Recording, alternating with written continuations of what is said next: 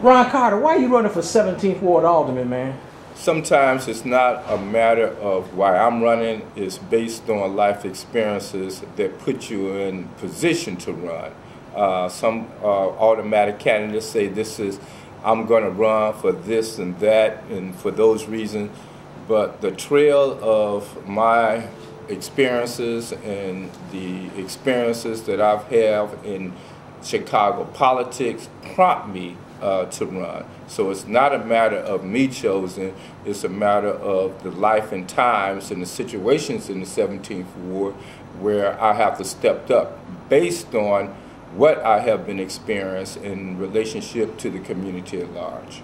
Now people, they like to vote for a winner. So can you convince the residents of the 17th Ward that when they vote for you, it won't be a wasted vote? You are going to win.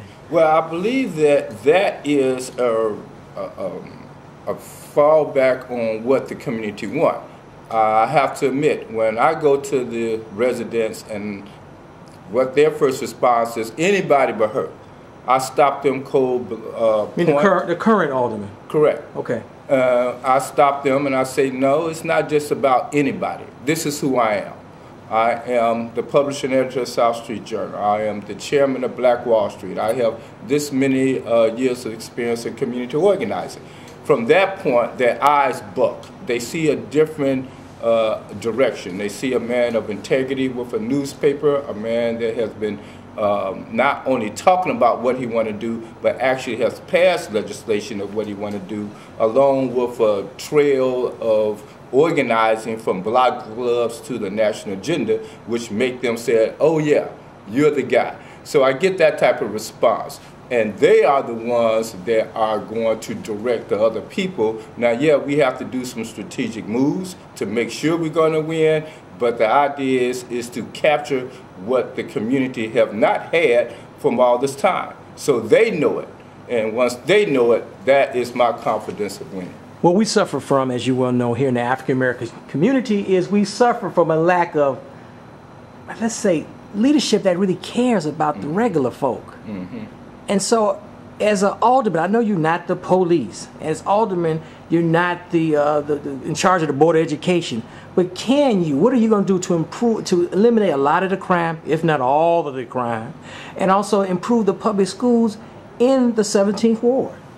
There needs to be a different direction on how an alderman operates. An alderman, first of all, is a legislator, and it's not the leader. It is the representative of the ward. With that in mind, the agenda that we set is people first, ward second, alderman third.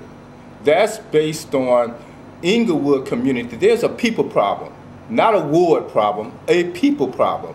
And then from the people problem, we are set from the boundaries of the ward. And from the people to the ward, then there comes the alderman to follow what needs to happen for people, humanistic needs.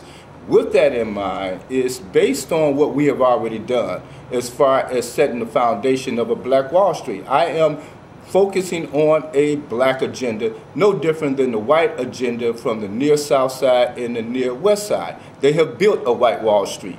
Those same type of resources can be built right in the Inglewood community.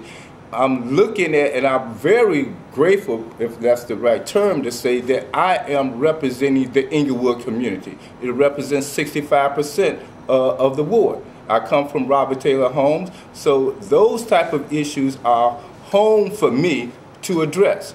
So the agenda is to organize. My agenda, my background is organizing people. So it's a matter of organizing people to build a leadership base that directs the ward and the alderman, opposed to the alderman telling the residents, this is where we're going to go. And this here is the legislative agenda that I plan on pushing. If the community have an issue with that, they're going to bring it to my attention. We're going to have an accountability the same way we have an accountability as me as chairman of Black Wall Street.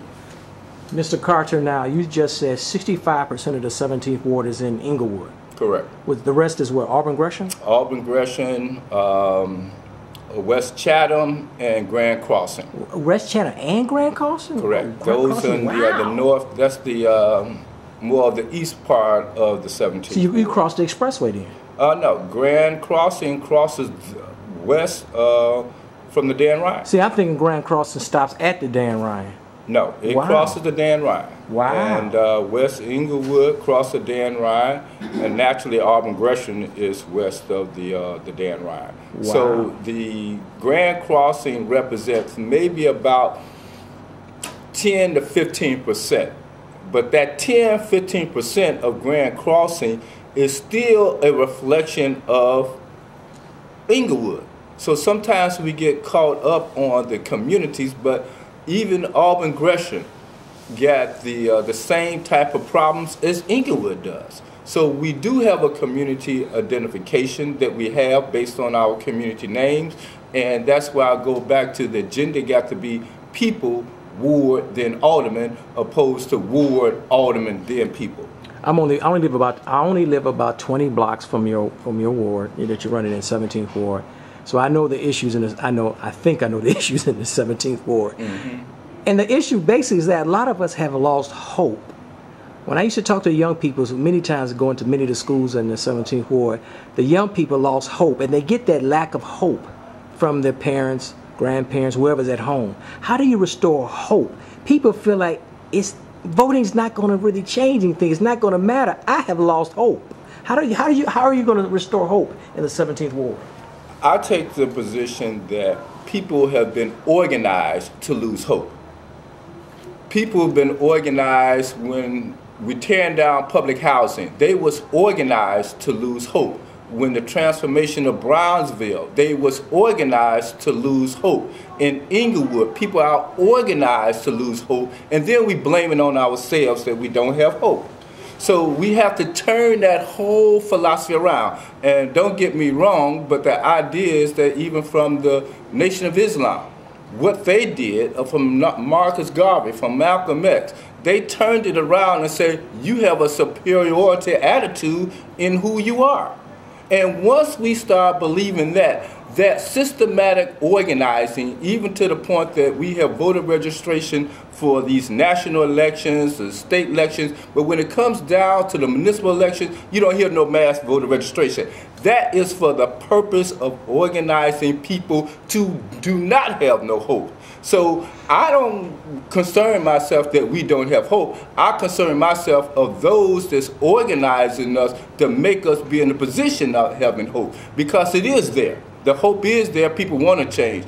And the change is that those people say, we're going to stay put by not voting because we have not seen no real change. So my direction is, based on being an organizer, is to change that around. And I know that we can change that around, and that's how I'm going about doing it.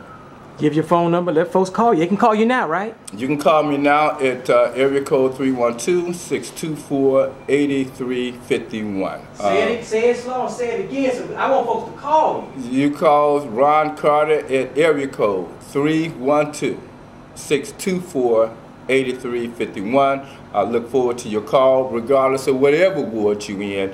Ron Carter running is not just going to be an alderman for the 17th Ward. He's going to have a Black Wall Street agenda for the city of Chicago.